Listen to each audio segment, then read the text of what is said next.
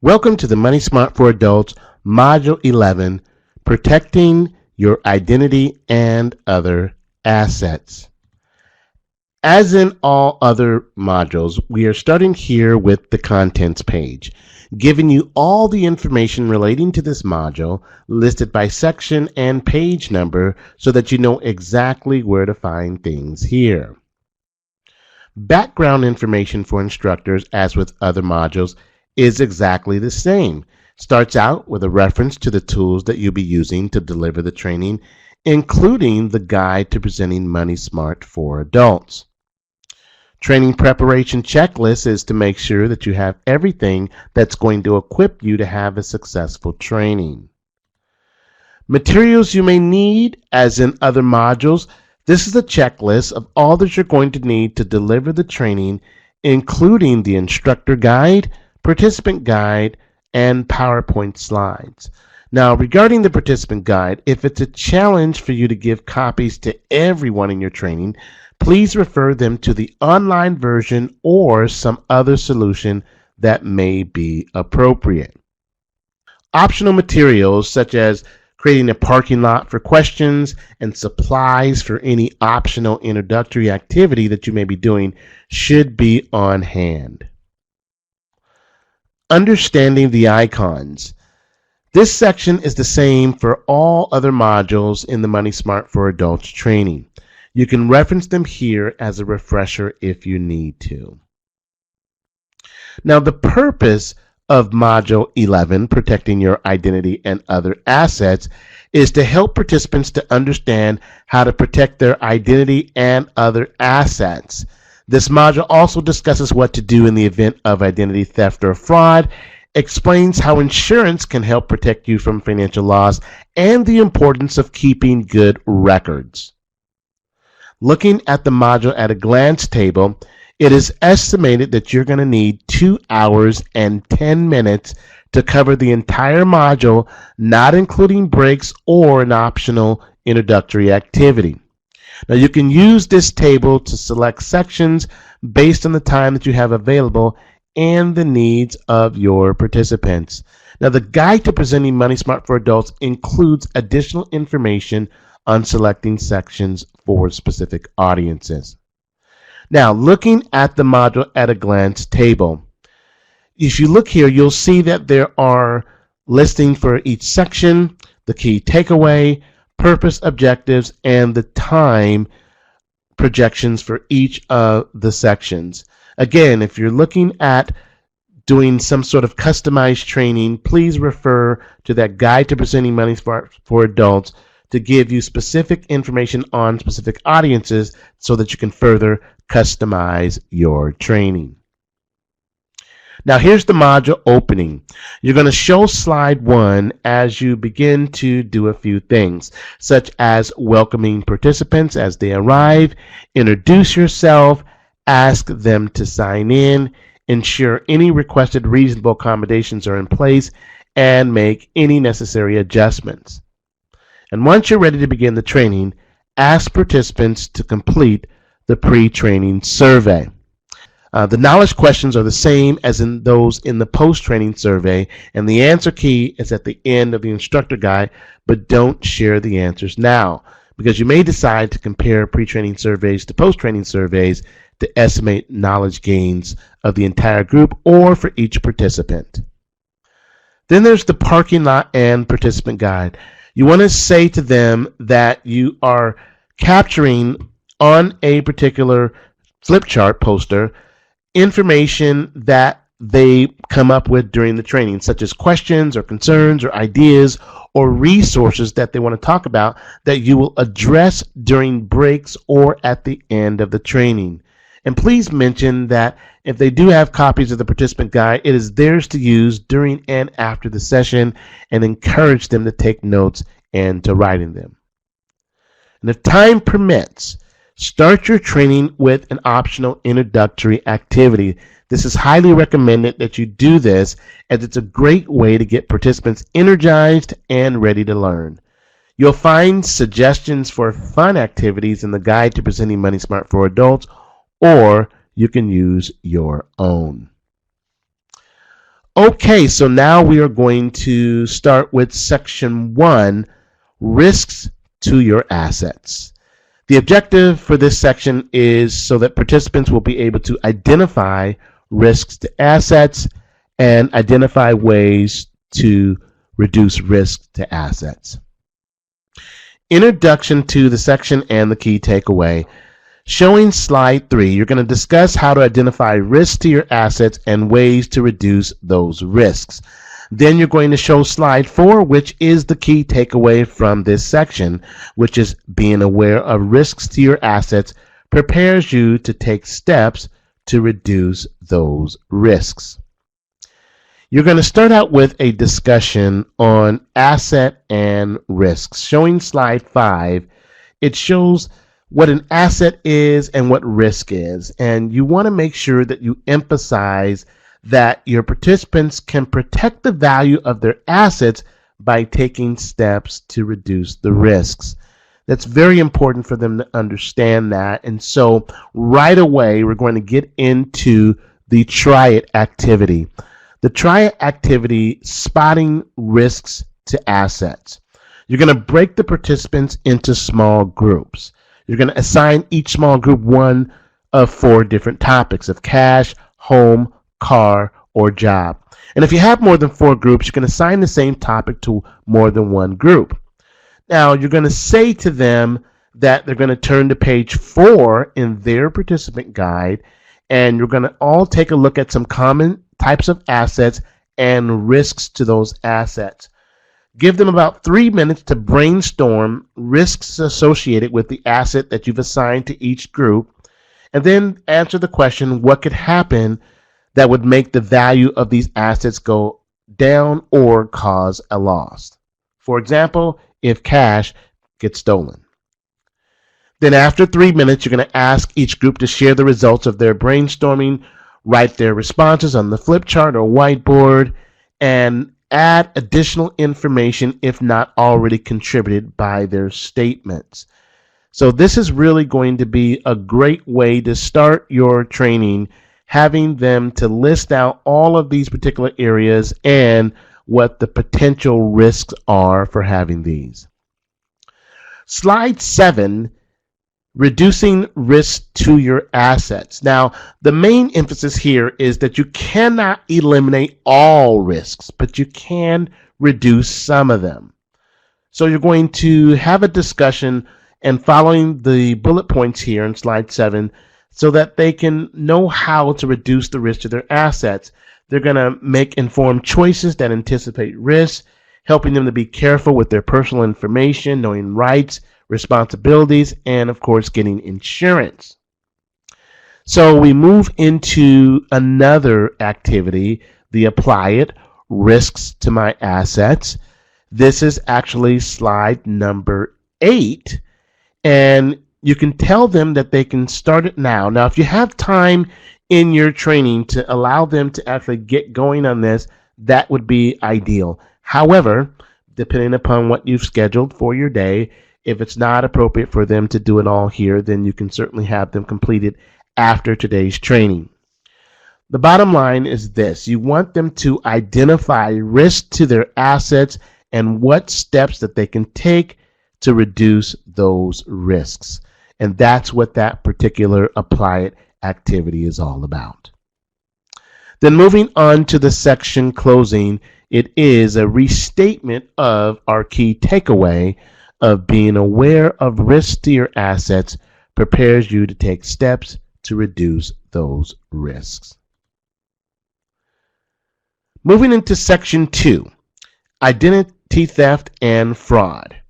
The objective here is to help participants to be able to define identity theft and fraud, identify warning signs of identity theft and fraud, list steps to minimize the risks of identity theft and fraud, and to describe important steps for responding to identity theft and fraud.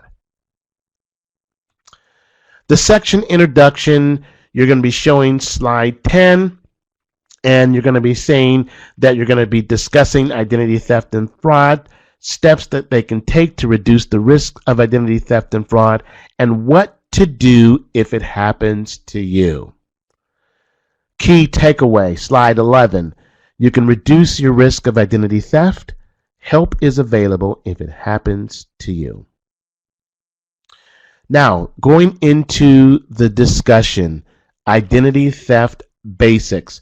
You're going to now get into some content. Now, this is great content here, and I'm going to give you a tip.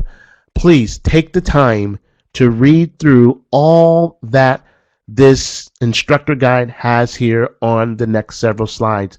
There's lots of information here that's going to spark discussion with your participants. Please make sure that you are very familiar with these before you get into your training, because this is a lot of important content and you want to make sure that you are able to address this very fluently. Now, one thing I want to say here about slide number 12, that it mentions that identity theft is a crime that happens when someone uses a person's identifying information without authority. So, for example, someone might open credit cards in your name, or identity can be stolen by family, friends, or strangers. Slide 13 gets into what do we mean by identity theft. Okay, what do we mean by identity when we talk about it in terms of someone stealing it?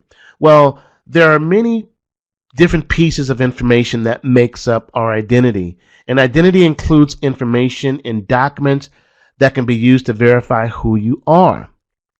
Now, you can mention to your participants to take notes on page 6 and 7 in the participant guide as you go over some of the examples of where information about identity is found. And then pose the question, what are some examples of documents that have information about identity?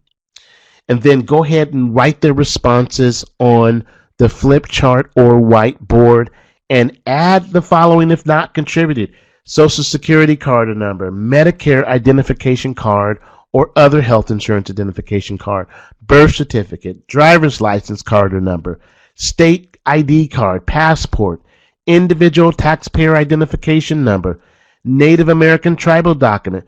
A consular identification card is an ID issued by a foreign government through an office called the consulate that is located in the United States. And say that there are also other pieces of information that could be used by thieves to impersonate you. So you want to pose the question, what are some examples of other pieces of information that can be used by thieves to impersonate you? You're going to write your participant responses on a flip chart, and of course, as usual, add the following if not contributed: financial account numbers such as credit card numbers and bank account numbers, insurance policy information, tax information from past tax returns, history of where you lived and when, utility account numbers, and the other information as listed here in your instructor guide. You want to make sure that you treat this very thoroughly and make sure that you put all of these on the board so that everyone is in view of all of these potential options, so that it is very clear that these pieces of information can be used by thieves to impersonate them. As you move to slide 14, you're going to ask the question, how could you be harmed if someone were able to get some of the information we just talked about? And you're going to record that on the flip chart or the whiteboard as you had been, and you're going to make sure that you add additional information if not already contributed. And you'll see in your instructor guide, you'll find that there are other bullet points that says, for example, the person committing identity theft could open up accounts in your name at financial institutions, including credit accounts. The person committing identity theft could then borrow money or buy things and leave you with the debt. Access your financial accounts, steal your money, or leave you with debt. File a false tax return in your name, stealing your refund and reporting inaccurate information that you'll need to clear up.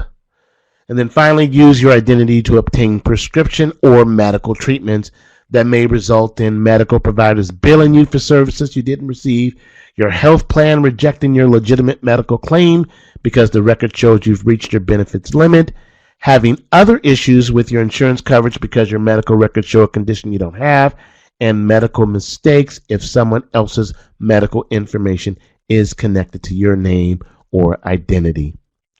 That's a very, very big deal. So make sure that you express all of those statements. Make sure everyone in your training understands that these are possibilities with identity theft. Now, moving to slide 15. Criminals continue to become more skilled with identity theft. For example, phishing is when criminals attempt to trick you into giving them your personal information, often through email. Now, there are some other bullet points there I want you to take a look at in the instructor guide. But then there's spear phishing, which is a targeted form of phishing in which criminals try to trick groups of people that have something in common. For example, a spear phishing theme might target people who work at the same company, have accounts at the same financial institution, attend the same school, or shop online at the same website. Then there is farming. Okay, this is when criminals seek to obtain personal or private information by making fake websites appear legitimate. Skimming is when criminals steal your credit card or debit card by using a special storage device that they hide in automated teller machines and point-of-service machines, where you swipe your card at places of business such as gas stations. So you swipe your card, they get your number, and they use it to buy things. And then there's social media scamming. Now, these are just a few of the ways criminals can access your information. So you see that there's a lot there. And that's why, again, I want you to be very, very familiar with these terms, all these different nuances of what could happen to people. And so now we go into warning signs. Slide 16 gives warning signs of identity theft. So as you're speaking to this slide, you want to say, watch out for early warning signs that your identity has been or may have been stolen. You'll see withdrawals from your bank account you didn't make. You don't receive your bills, account statements, or other mail when expected. Merchants refuse your checks, or your credit card transactions don't go through. Slide 17 gets into more warning signs, and so you want to go ahead and mention all of those warning signs. And then again on slide 18, there are even more warning signs, and so you want to make sure that you identify all of these warning signs and really treat this subject with the attention that it deserves. Again, lots of information, but this is very important for your training participants to know, because it's going to set up the next activity, the triad activity, which is spotting warning signs of identity theft. And so we have a scenario here with slide number 19. It is about Karina, and she spots warning signs of identity theft. And this is located on page 9 in the participant guide. And go ahead and read the scenario to the participants or ask a volunteer to do it. And we have here the scenario where on her way home after work, Karina stops by her mailbox to pick up her mail. As she walks to her apartment, she begins reading her mail. She's happy to see a letter from her daughter and a wedding invitation from her nephew, but she also notices the following piece of mail. And so it lists all those pieces of mail. Now, what you want to do is give them 5 minutes to work in small groups, and for each piece of mail to answer the question, are there warning signs of identity theft? And then ask them to prepare to explain their answer. And then after 5 minutes, review each of the pieces of mail using the answer key below, and time permitting, give participants the opportunity to share and explain their answers. And you want to conclude by reminding participants that mail is just one of the ways that you can be exposed to identity theft. So that is a great, great way for them to really get information in regards to what potential warning signs might be showing up in their mailbox. And as you can see here on your screen, you'll see the pieces of mail in the left column, and in the right column is the answer key to are there warning signs of identity theft. So again, reference that in your discussion. Now on to slide 20. Slide 20 is steps to minimize identity theft. And you're going to share this list of steps so participants can take to minimize identity theft in their lives. And if time permitting, ask them to offer ideas for each step on the list, as well as additional steps that may not be listed. Now, I want to say this, that emphasize that tell the participants that they can never really completely eliminate the risks of identity theft, but they can take steps to minimize it. That's a very important point. They can never completely eliminate the risk of identity theft. Okay? So again, it's just about helping them to take all of the right precautions and to identify some steps that they can do to help guard their personal information closely. And so right here in your instructor guide on this particular page, you'll see several bullet points on how to explain or how to have a discussion around these particular topics on guarding personal information. Great examples here. All you would have to do is just state this exactly as it is written here, and your participants will actually get it. Now, this continues on the next page, starting out with don't respond to unsolicited requests, then protecting your mail, okay, and bullet points around those particular topics. The next page, signing up for direct deposit, cleaning up your financial trash, reviewing your financial accounts regularly and carefully. So again, this is a lot of content that you should be familiar with so that you can have these discussions with your participants. Now, moving into slide number 21, you're going to say beware of identity theft on the internet. So they're going to have to protect their devices. There's a website, www.onguardonline.gov. That is a great resource. You want to point that out to your participants so that they know that they can go there and get more information on staying safe online. And of course, reviewing their credit reports. There is the annualcreditreport.com URL on the slide as well, so that they can make sure that they can look at their credit reports at least once every 12 months so that they can see if there's any changes there. So they want to do that in addition to keeping their important documents secure, and then being aware of disaster-related scams. So as you can see here, there's lots of information, and then finally ending up reading scam alerts. The Federal Trade Commission maintains a running list of scams. The URL, www.consumer.ftc.gov/scam-alerts. Please point that out to your participants and have them look that up right when they're in your class and give some examples of some scams that might be listed on that website on that day. Again, that will help solidify the learning. And then on slide 22, it is the apply it activity, my action plan to reduce risks of identity theft. And they're going to look at this document here and give them 3 minutes to start listing the specific things from the discussion that you've been having and things that they may want to do more of or more often, or to start doing so that they can really plan to reduce the risk of identity theft in their own life. Get them started on that. It'll be okay if they don't finish this during your session. You can certainly give them the option to finish that after session, but giving them a moment to get started and then inviting a few participants to share their thoughts on what they've written really will help the learning.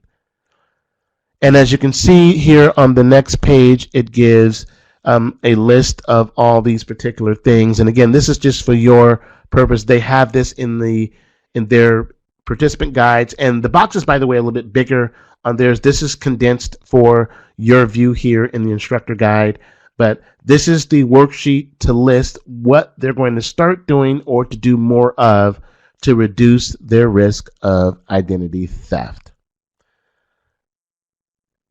Then going into reporting identity theft and getting help. Slide 23. actually gives an example of the Federal Trade Commission. They have an identity theft report, and that report actually, there's a copy of it in the participant guide on page 13, so have them reference that. But this is what they would need to actually create if they have been a victim of identity theft or know that their identity has been stolen. The FDIC advises that you create an identity theft report if your identity theft has been stolen. Now, this report proves to businesses that someone stole your identity and makes it easier to correct problems caused by the identity theft. And you can create an identity theft report by filing the report with the FDIC at identitytheft.gov. Slide 24, if your identity has been stolen.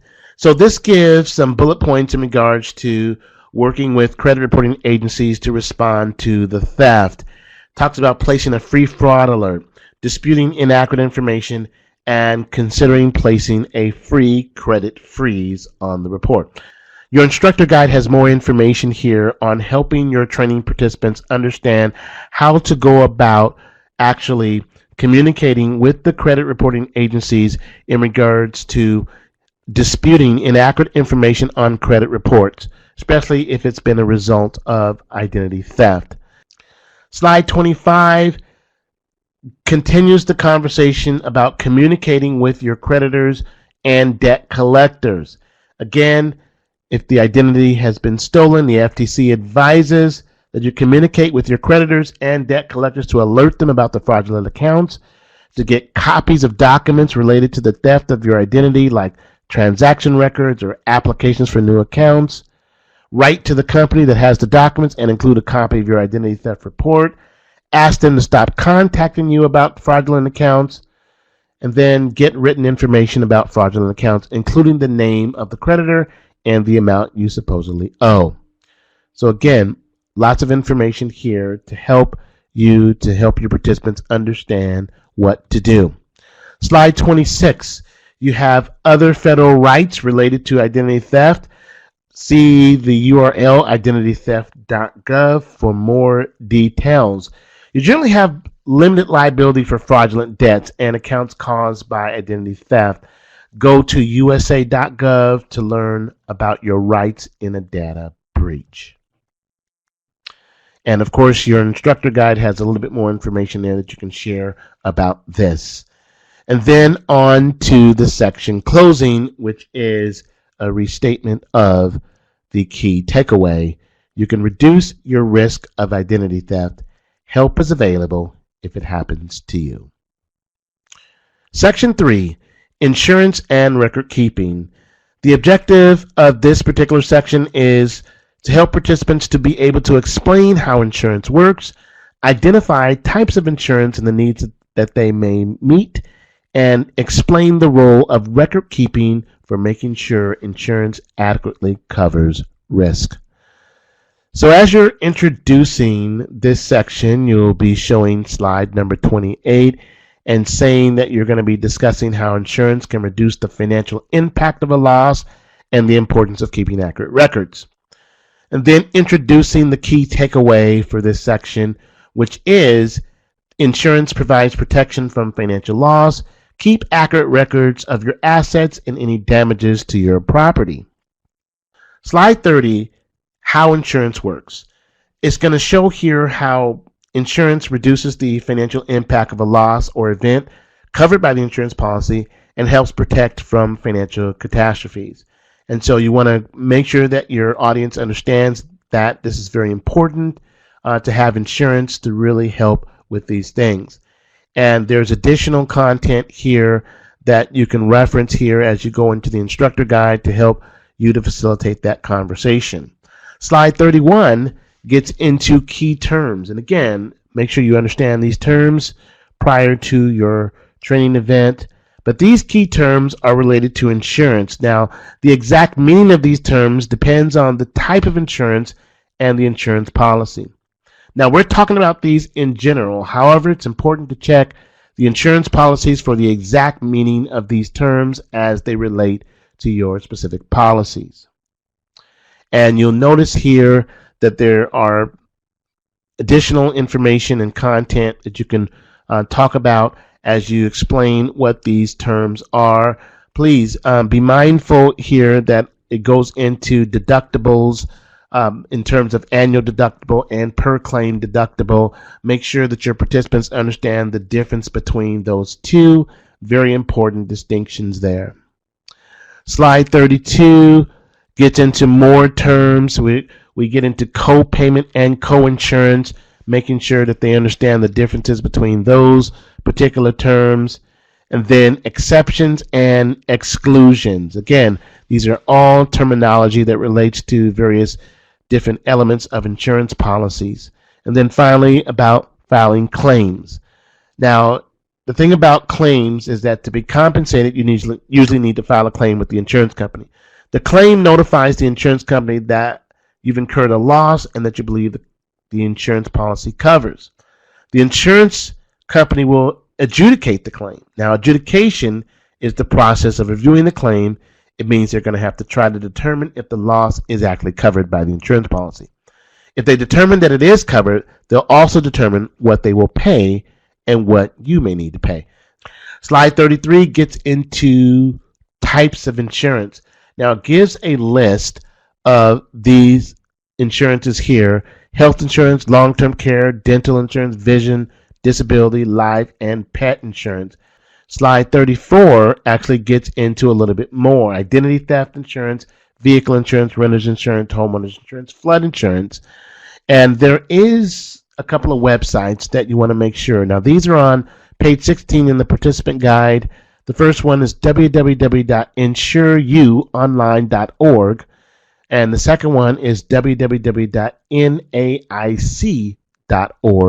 Both are websites of the National Association of Insurance Commissioners, and those websites will give more information on the types of insurances that are out there, and your training participants can get further educated on understanding what those types are. Slide 35, getting insurance. This is a list of different ways that you can consider when getting insurance. And so go over these with your training participants using the verbiage here in the instructor guide. And then there is a question that you can pose that says, what changes in your life may mean changes in the insurance you need?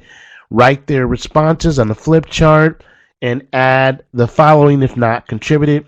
For example, additions to your family mean more people are depending upon you. You want to consider life insurance as a way to reduce the financial impact on your dependents when you die. And if you have acquired expensive items such as television, mobility scooter, or power wheelchair, you want to make sure your renter's insurance and homeowner's insurance policy covers those items. Slide 36, shop around. So there's some information in regards to state-specific information and different information around insurance companies and discounts and quotes and different trade-offs between deductibles, co-insurance, coverage limits, and premiums, so that your participants have a great idea around these topics. And then again, there is another reference to the www.naic.org, and they can search out a state map so that they can understand the state departments of insurance where they live. In addition to that, they can check out insurance companies themselves. There's a complaint record, and the URL is listed there. You can give that URL out to your participants as well. And then, of course, making sure that you adequately cover the speaking points here for this particular slide. And so that's going to lead you into the apply it. Insurance, do I have it? Do I need it? This is on slide 37. And you may reference that it's on page 17 in their participant guide, and that they could use this table after the training to think about the types of insurance that they already have and types that they may need. And of course, time permitting, consider reviewing this apply it with participants during the training using a copy from a participant guide. Again, that just gives them an opportunity to start the work here in your session. And of course, you could help people to think through that, and then of course ask them to share out at the conclusion of the activity. Slide number 38, keep accurate records. So this is on page 18 in the participant guide, and you want to just go ahead and list out all these bullet points around keeping accurate records. So this is lots of information there. There's a reference to the Insure You Online website. Again, that's in regards to helping people to understand how to keep an inventory of their property, which will help them when it comes to future claims. And so there's some information there that you want to emphasize around that point. And then finally, also helping people to understand to file claims as soon as possible. As soon as they've incurred a loss that they believe is covered by the insurance policy, then to file a claim as soon as possible. So that's it. That's what we want to talk about for this section. And then you'll go into the section closing by reiterating the key takeaway, which again is insurance provides protection from financial loss. Keep accurate records of your assets and any damages to your property. Module closing.